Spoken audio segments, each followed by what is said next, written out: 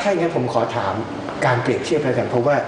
คนที่สนใจในทางการแพทย์เนี่ยเขาคงสนใจในเชิงการเปรียบเทียบอย่างอื่นมันจะมีเทคโนโลยีอย่างอื่นเช่นใช้ความเย็นนะครับเช่นฮากอนแล้วสลับด้วยความร้อนกับไฮฟูเนี่ยนะครับมันมีความแตกต่างและมีข้อได้เปรียบเสียเปรียบยังไงถ้าเทียบกับ2 อย่างนี้ So in my opinion I think the major difference between such two kinds of therapy as for hypotherapy it's a non-invasive therapy which means we don't need any needle I mean there's no things like bleeding or anesthesia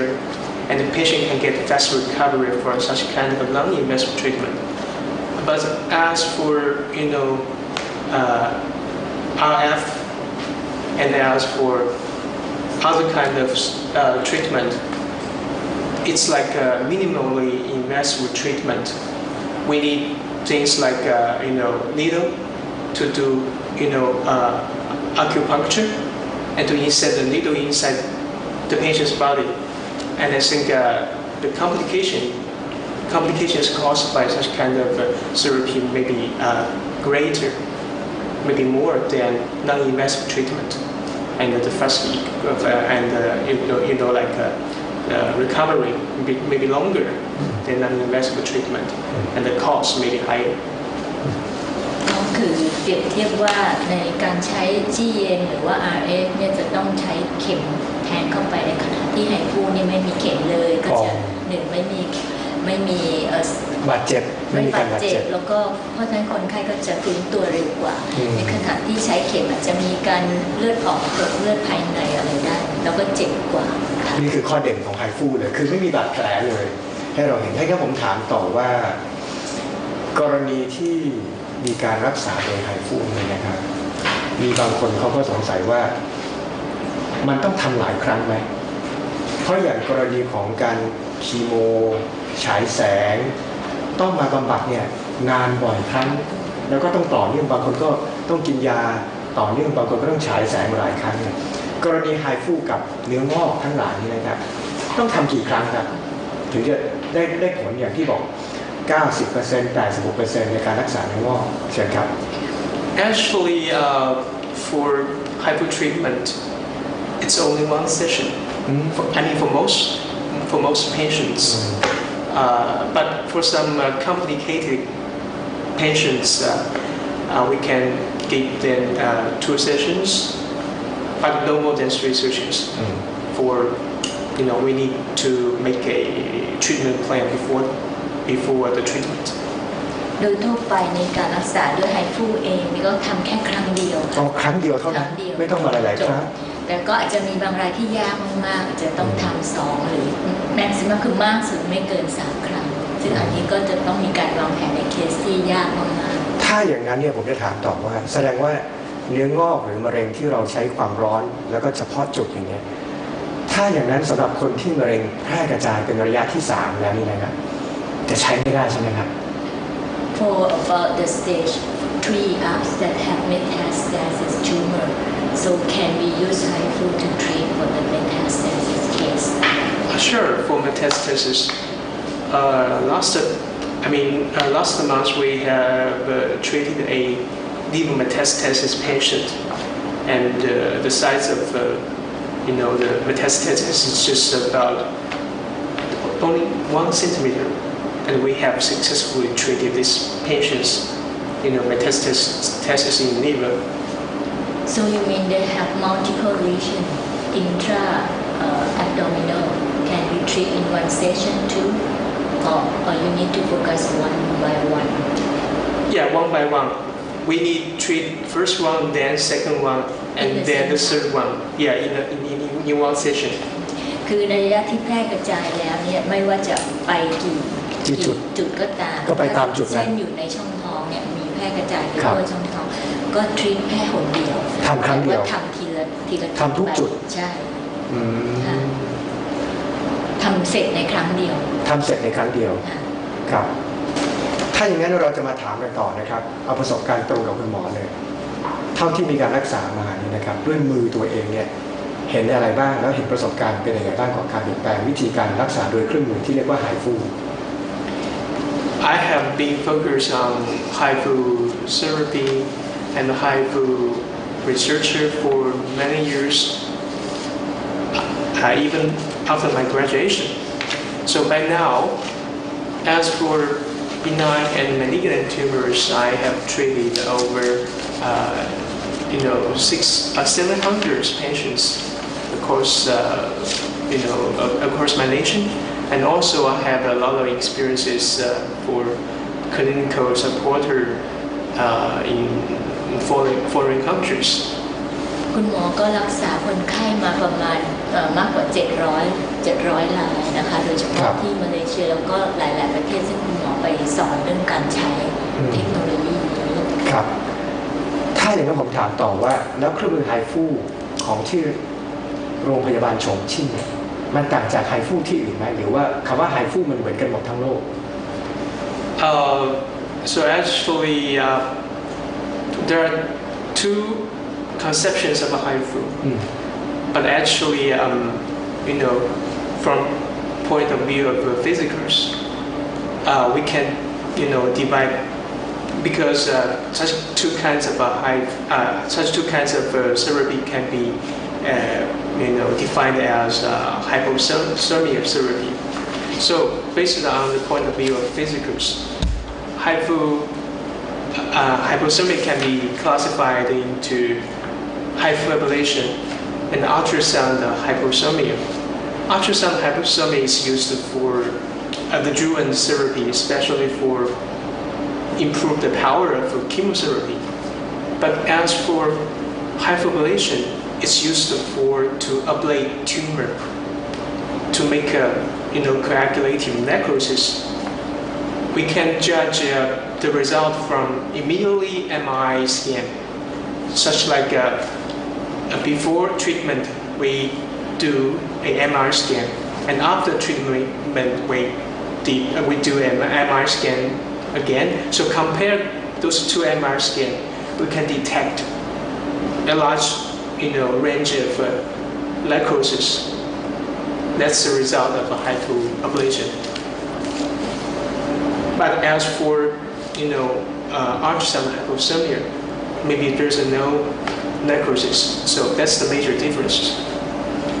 ความแตกต่างที่ชัดเจนระหว่างไฮฟูของฉงจิ้งเองกับไฮฟูของบริษัทอื่นๆทั่วโลกก็คือว่าสามารถตรวจได้คือหนึ่งกลไกการทำงานค่ะของไฮฟูของฉงจิ้งก็คือเป็นการทำลายเซลล์มะเร็งไปเลยผ่าตัดออกทำให้มันเน่าเลยซึ่งสามารถเช็คได้หรือทำ MRI นี่ก่อนและหลังทำจะเห็นว่าเนื้องอกนี่มีการเน่าสลายไปเลยทันทีนะคะค่ะในขณะที่ไฮฟูของบริษัทอื่นๆทั่วโลกในส่วนมากจะใช้ทฤษฎีของการทำให้เพิ่มอุณหภูมิความร้อนที่ก้อนเนื้องอกซึ่งอันนี้ก็จะช่วยในคนที่ให้เคมีหรืออะไรให้ได้ผลดีขึ้น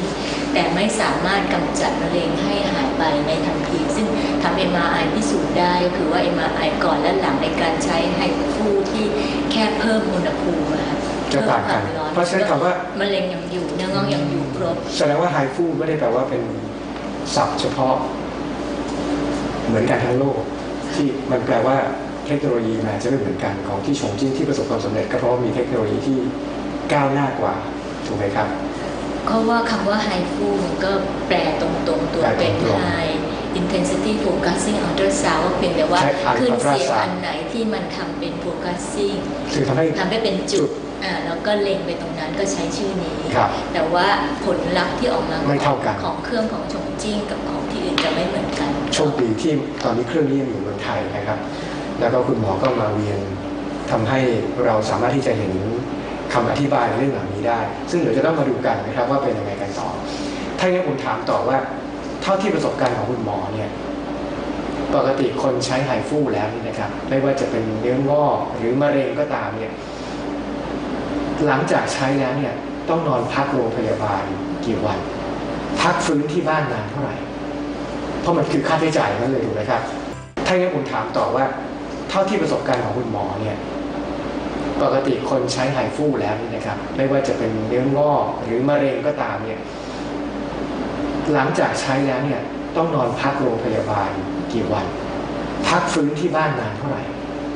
เพราะมันคือค่าใช้จ่ายนั่นเลยถูกไหมครับ So that's the advantage of a Hifu treatment. So as we know, as for benign tumor patients, we admit the patient 1 day before the treatment and stay 1 day during the treatment. And most of them can be discharged the day after the treatment. So maybe for this portion of patients, just 1 day. And as for malignant tumor patients, the day they would spend in the hospital maybe a little bit longer, maybe like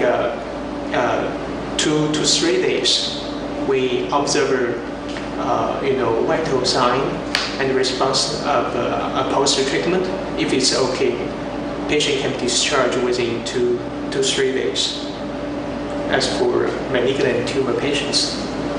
สำหรับคนไข้ที่เป็นแค่เนื้องอกค่ะโดยทั่วไปก็คือเข้ามาแอดมิดวันแรกวันที่2ก็ทำผ่าตัดแล้วก็จะดูอาการวันหนึ่งแล้วก็กลับได้จริงๆแล้วก็คือวันเดียวก็พอก็คือใช้เครื่องไม่ต้องผ่าตัดถูกไหมครับใช่ค่ะวันเดียวแล้วก็กลับบ้านครับแต่ถ้าเกิดคนไข้ที่มันเป็นมะเร็งก็จะมีเวลาที่จะขอดูอาการหลังทำสัก2-3 วันก็จะใช้เวลาประมาณ3 วันในการอยู่โรงพยาบาลก็ถือว่าเร็วกว่าการผ่าตัดครับถ้าอย่างนั้นแล้วคุณหมออยากจะแนะนำอะไรเกี่ยวกับไฮฟูที่อยากจะบอกท่านผู้ชมในเมืองไทยบ้าง What would you like to suggest Thai people about Hifu? Okay, so based on my experience, the Hifu treatment can bring a lot of potential benefits to the patients. So in my country,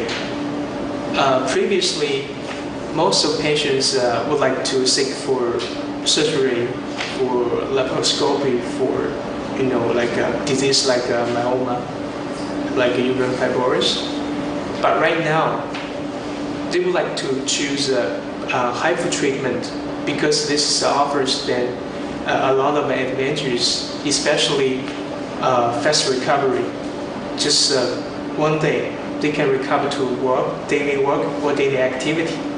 And most importantly, it's also cost-effectiveness. And as for malignant tumor patients, we can also offer them a lot of advantages, and especially to improve quality of life and also extend the lifespan for them. สำหรับคุณหมอก็อยากจะแนะนำคนไทยนะคะว่าด้วยประสบการณ์ที่คุณหมอทำที่เมืองจีนมาเนี่ยก็จะพบว่าคนไข้ที่เป็นเนื้องอกที่ไม่ใช่มะเร็งเนี่ยค่ะก็จะหายเร็วขึ้นแล้วก็ลดค่าใช้จ่ายกลับไปทำงานได้ทันทีในวันรุ่งขึ้นเลยนะคะสำหรับคนที่เป็นมะเร็งแล้วเนี่ยก็ทำให้การรักษาเร็วขึ้นแล้วก็คุณภาพชีวิตที่ดีขึ้นแล้วก็ทำให้อายุเนี่ยยืนยาวมากกว่าวิธีอื่นๆเดิมด้วยก็เป็นสิ่งที่คุณหมอเห็นว่าดีก็อยากจะมาแนะนำค่ะครับถ้างั้นกลับมาที่คุณหมออรวรรณมากพอฟังข้อมูลนี้ในฐานะเป็นผู้เชี่ยวชาญด้านศาสตร์ด้าน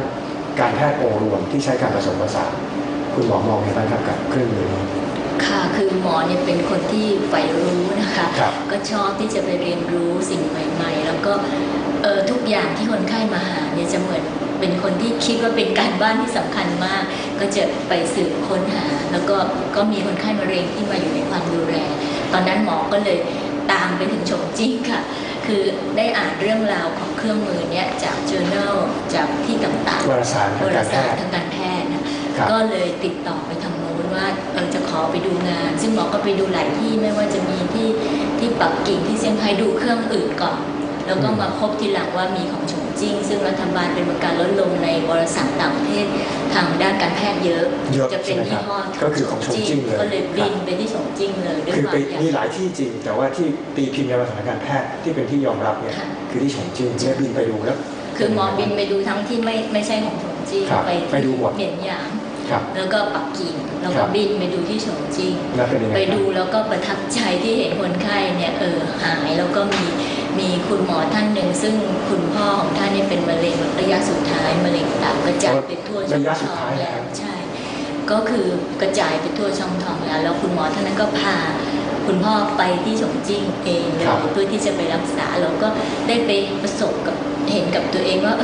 มันทำหมดในครั้งเดียวได้จริงๆนะครั้งเดียวจบเลยได้ทั้งแพร่กระจายแล้วหลังจากนั้นก็หลังจากนั้นก็ดีขึ้นมา 2-3 ปีค่ะโอ้เป็นปีเลยจากที่ระยะสุดท้ายแล้วใช่ค่ะก็เลยประทับใจมากก็เลยติดตามเขาแล้วก็บอกเขาว่ามีการประชุมโลกของเขาจะมีจากการประชุมโลกซึ่งเชิญแพทย์ที่ใช้เครื่องเขาเนี่ยทั่วโลกมาประชุมร่วมกันที่ฉงจิ้งก็ขอไปฟังด้วยก็ได้ไปฟังไปดูก็ได้เห็นประสบการณ์ตรงจากคุณหมอเหล่านั้นนะคะที่มาประชุมกันว่าเขาใช้เครื่องแล้วเป็นยังไงเลยนะคะก็มีความประทับใจกับเครื่องนี้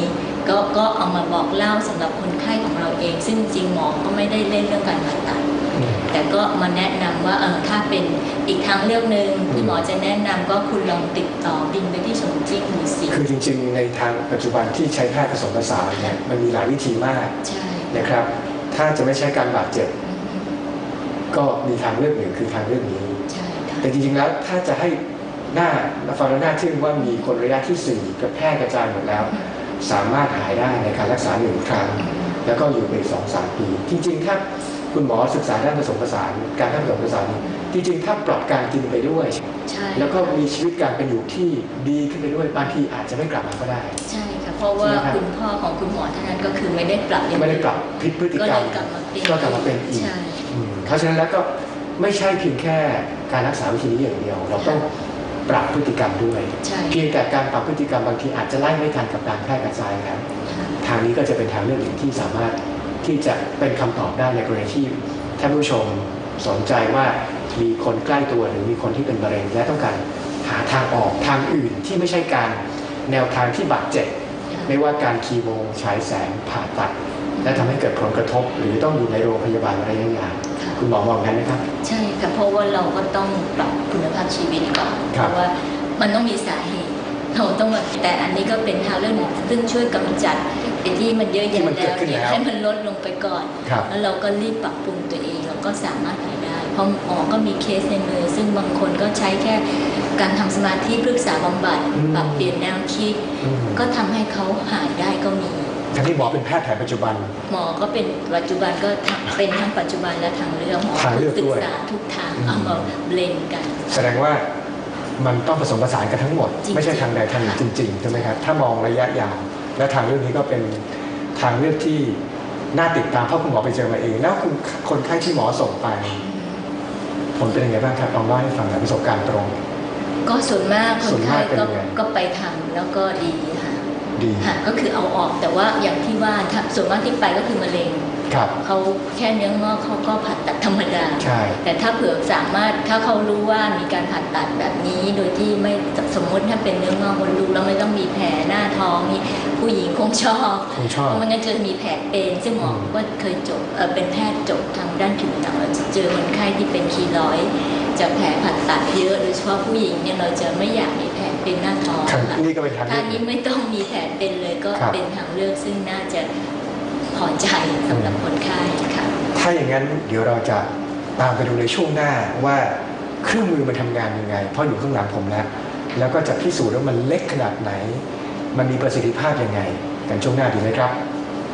สนับสนุนรายการโดยน้ำมันมะพร้าวคุณภาพจากแมเนเจอร์